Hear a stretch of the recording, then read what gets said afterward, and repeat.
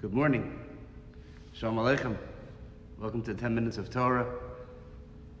So this is a very big transitional week.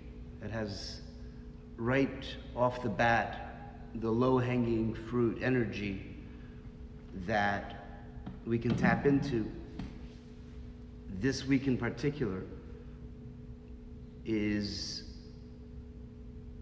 not just connected to the portion of the week, but it's the opening and the beginning of a new time period that is very powerful and is significant on many levels, and it shifts us in a way to a different mindset.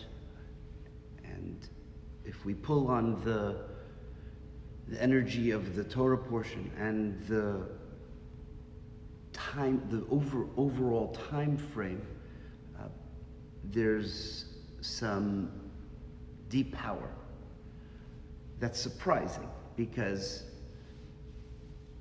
typically people associate the time that we're in right now with sadness and a kind of a somber atmosphere. We're in the 9 days of Av, which is leading up to the day of Tisha B'Av, which is the saddest day on the Jewish calendar. It's the day of the destruction of the temples, the Beit HaMikdash in Jerusalem.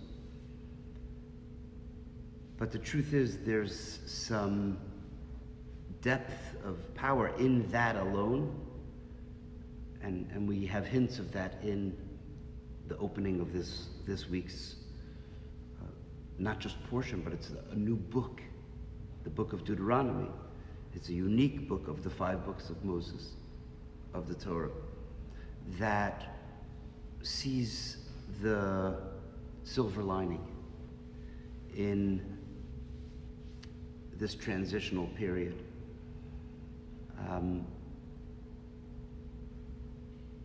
It was a 9 days of sorts for the Jewish people in the wilderness. They were also counting down to a destruction of sorts, to a profound loss. And for them, the loss was in the way of the person of Moses, who in every way was not just the leader par excellence, the father, the teacher, the mentor, the confidant, the source of inspiration, the advocate, the champion of his people. He was that and so much more. He was Moshe Rabeinu. He was an all-encompassing, once-in-a-generation leader that was in many ways unto himself a Beit HaMikdash, a holy temple. He was the personification and the symbol of everything that was sacred in concentrated form, which was essentially the notion of a Beit HaMikdash, which is to take the latent and hovering holiness and concentrate it into a very specific time and place, into a geography. And Moses did that on a human level. So the book opens up with Moses essentially starting what will be a farewell speech, what will be a goodbye. And we notice something shocking. The Moses that we first meet and the Moses that we're about to say goodbye to, it's as if they're two different people. Because if you remember correctly, when God first meets Moses, He's a Moses who is reluctant to speak. He has a speech impediment. He is hesitant to take on the mantle of this leadership. And he's delegating the leadership constantly. Maybe Aaron can do it. Lo ish dvarim anochi. I'm not a man of words.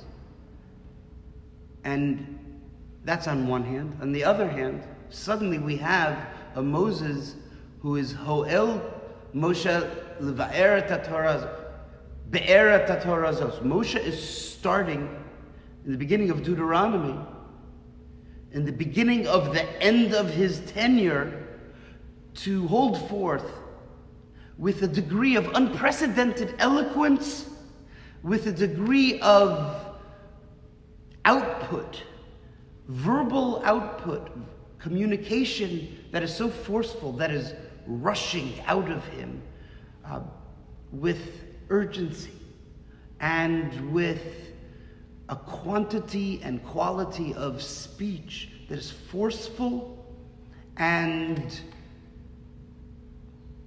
comparison to his prior challenge and limitation. It's as if it's a new person with a new mouth, with a new lease on life at the end of life. And so, right off the bat, we see that there's a parallel here between the opening of this portion, which is a lead up to a sad event, and the backdrop, which is the 9 days that we're currently in on the calendar. And in both of these things, there is a depth that is deeper, that is the soul of the sadness. A depth that, if we can connect to it, has tremendous power. And there's a Talmudic idea or truth that really sums it all up, and we'll end with that. And we can continue exploring this in the next couple of weeks. But the Talmudic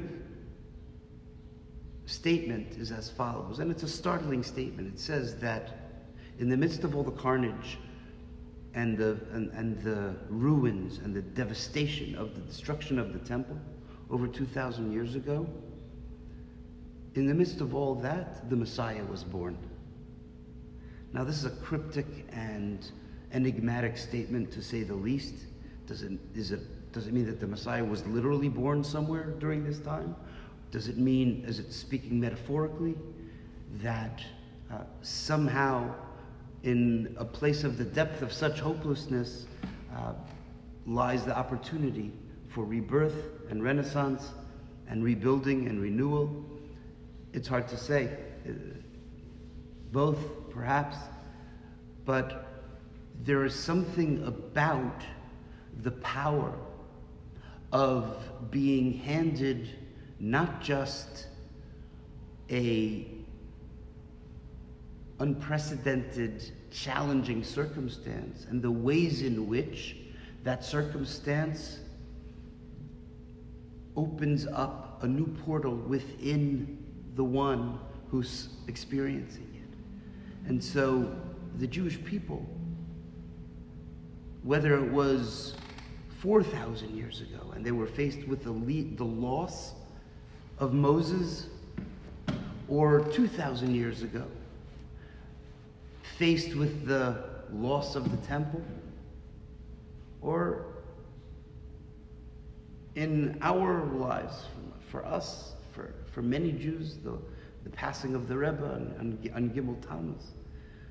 Also in this time period, interestingly enough on the calendar in the summer, was also a loss of monumental proportions. It was a Moses-like figure that was also a temple, a place to go and connect to God. And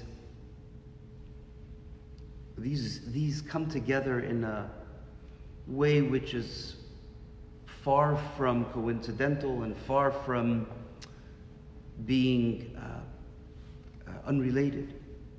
And short of drawing any conclusions, I think it's fair to say that endings are mysterious. And from a Jewish Kabbalistic perspective, just because something is over doesn't mean that it's ended. And that there is startling and surprising continuity to be found in the least likely places.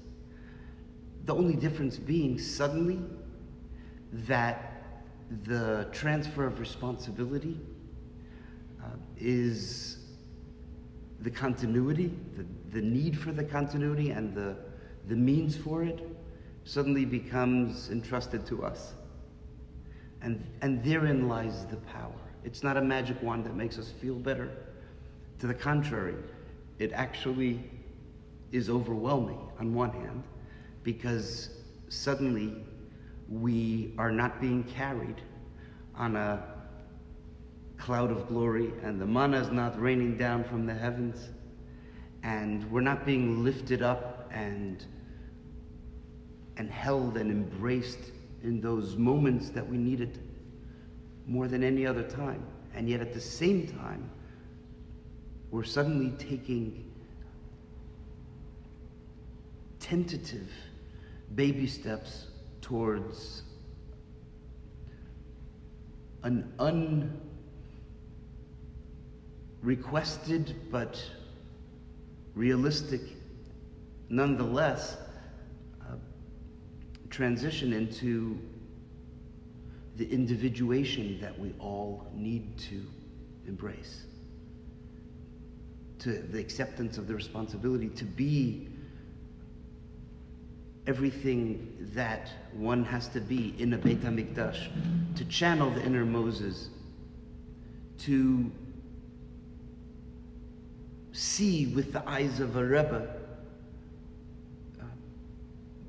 using all of the insights that he shared with us, and downloaded for us, and articulated to us, and modeled for us, as our guideposts, as we stumble along, trying to find our way, and in the knowledge that these lights are still with us in some form, in some mystical and magical way. And if we are open to that, then those are our guideposts, those are our support.